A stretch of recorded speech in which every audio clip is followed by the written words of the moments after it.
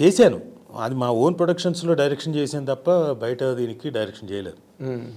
కంటిన్యూస్గా డే అంటే ఇప్పుడు ఉన్నది మళ్ళీ డిస్టర్బ్ అవ్వడం ఇష్టం లేక ఖచ్చితంగా డిస్టర్బ్ అవుతుంది సార్. ఎందుకంటే రాజీవ్ డైరెక్ట్ చేసుకుంటున్నాడులే. నేను మధ్యలో ఒక సీరియల్ ప్రొడ్యూస్ చేశానండి. ఆ ఒక సీరియల్ ప్రొడ్యూస్ చేస్తున్నాడులే అని చెప్పేసి వేషాలు రాలేదు ఒక ఇయర్.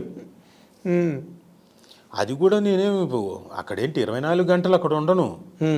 వాళ్ళకి అన్నీ అప్పచెప్పి నేను అప్పటికి గట్టెక్కించి విత్ ఇన్ 1 monthలో అన్నీ అయిపోయాయి. కానీ తర్వాత రాలే. దాదాపు ఏంట్రా అంటే రాజీవ్ ప్రొడ్యూస్ చేస్తున్నాడులే, సీరియల్లో బిజీగా ఉన్నాడని చెప్పేసి రాలేదు.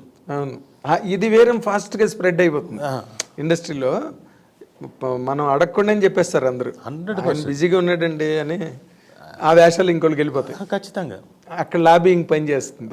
ఖచ్చితంగా నేను అవన్నీ చూసేసాను సార్. కాబట్టి నేను ఓన్లీ మనీ సంపాదించాను. కానీ అప్పుడు ఆ టైంలో అసలు అంటే ఇక్కడికి షిఫ్ట్ అయ్యి సొంతంగా మీరు ఫాదర్ ఇన్స్టిట్యూట్ పెట్టారే, నాకు అప్పటి నుంచి బాగా తెలుసు దాదాపుగా.